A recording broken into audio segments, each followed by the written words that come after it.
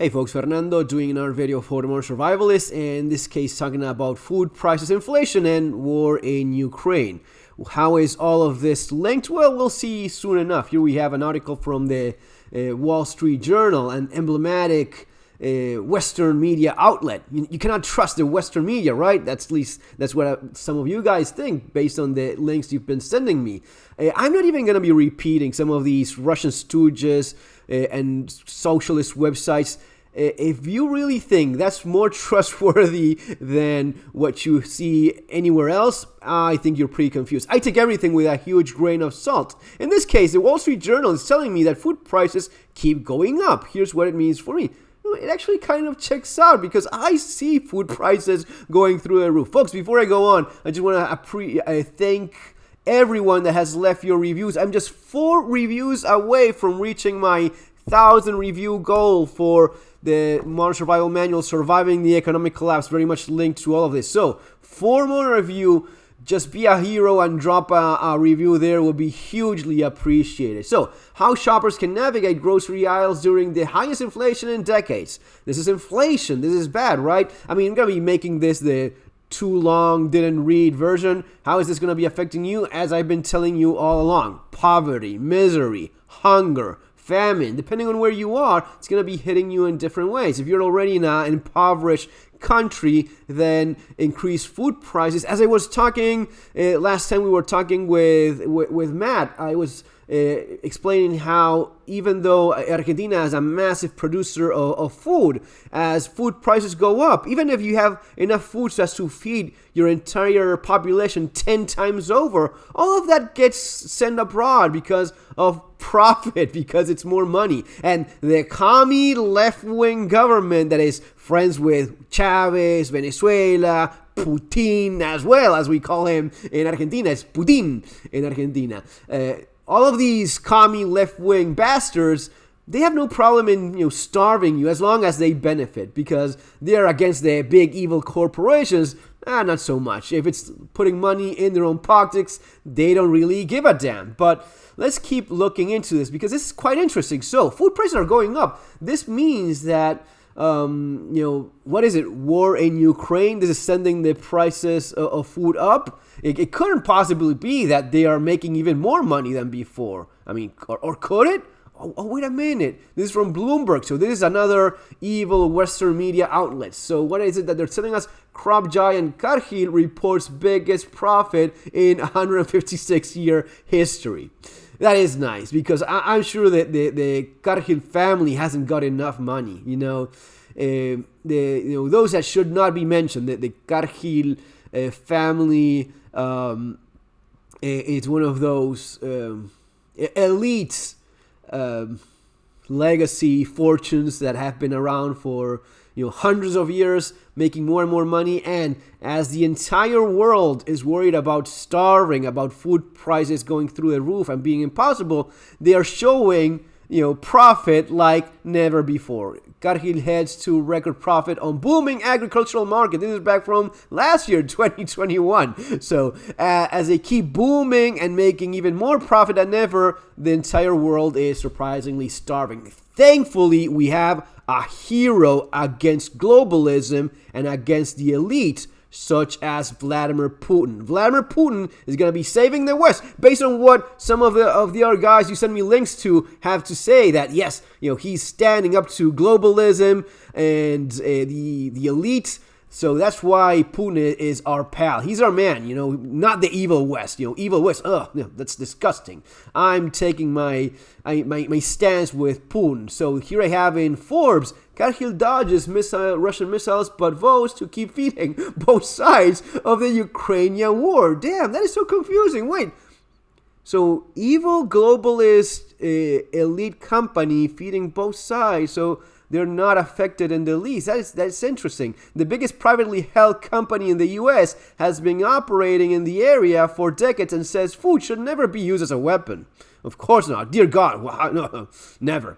On February 24th, in the first hours of Russian invoked attack on Ukraine, it's actually a special military operation. It's not actual slaughtering of poor people, poor Ukrainians. A Russian projectile hit a ship in the Black Sea called the Jasper.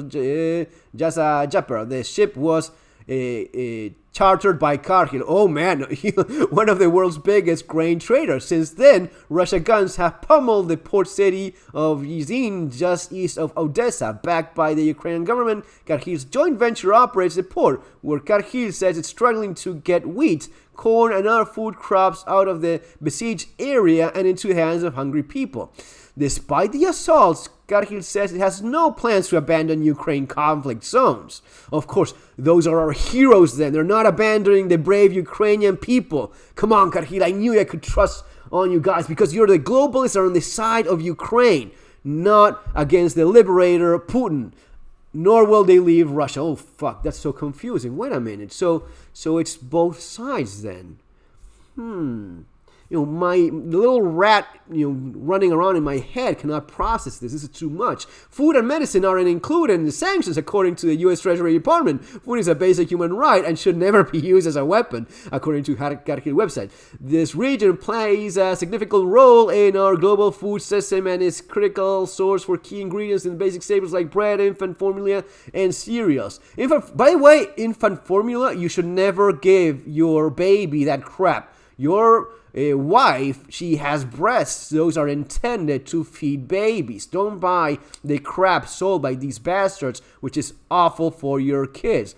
Do an entire video on that, but the benefits of breastfeeding for a kid up to 2 years of age are the kind of thing you're not going to be seeing in any of these websites. Hundreds of companies from around the world have pulled out of Russia, hoping economic isolation will help push President Vladimir Putin to reconsider the onslaught against a much smaller Ukraine. Not Cargill. No, they're not going to be playing that game. The 157-year-old Minnesota-based company, America's biggest privately held company with $134 billion in 2021 revenue, has long relationship with Russia. Okay, having done business in the old Soviet Union starting 1964. The company is controlled by a handful of billionaires worth an estimated $42 billion. That is just, that is what they leave the tip for the waiter. You don't have no idea how much money these folks actually have. This is what they declare. This is the official number. They don't have to answer to public shareholders who might complain that Cargill crops feed the Russian war machine. Cargill has said anyway. So this is pretty confusing. Cargill has said that it's scaling back operations in Russia, where it does less than 5% of its global businesses.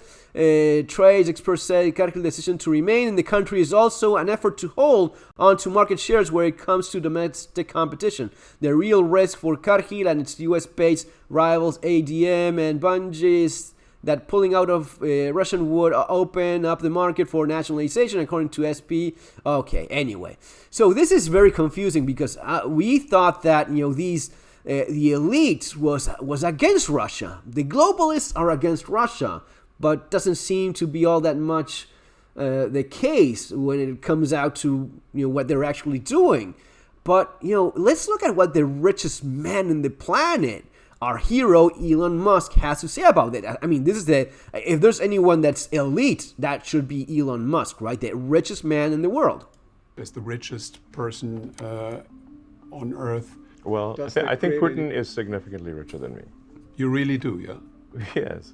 Yes. I mean, there's been many times where So the richest man in the world, Elon Musk, says Vladimir Putin is significant, not just a little, he's significantly richer than him. And that is actually true. He's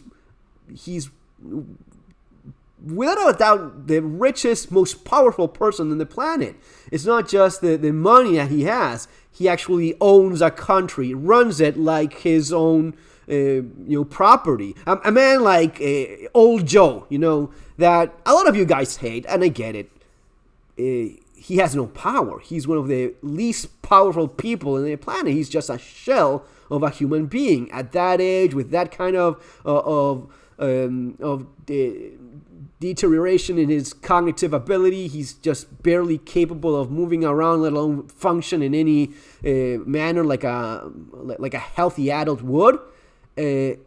That is not power. Power is what Putin has. He has the money, more money than you could ever possibly imagine. Elon Musk is telling you himself that Putin is significantly richer than him. Besides that, he has a country. This is what dictators do, right? This is what dictators do everywhere. If you look at North Korea, if you look at China, we see now going that same path. And as I always mention, in the case of South America, all of the commie allies that they have, in the case of Argentina, in the case of Venezuela, you have dictators in power. Cuba. Why is it that Russia has always supported these left-wing commie dictatorships all over the world? Well, because they are on the same side. They are an axis that's against what you have in the West. And what you have in the West is really people that are still holding to some basic core values that we have in terms of freedom, liberty, freedom of expression, these things that are directly being attacked by the authoritarians and the dictators of the world,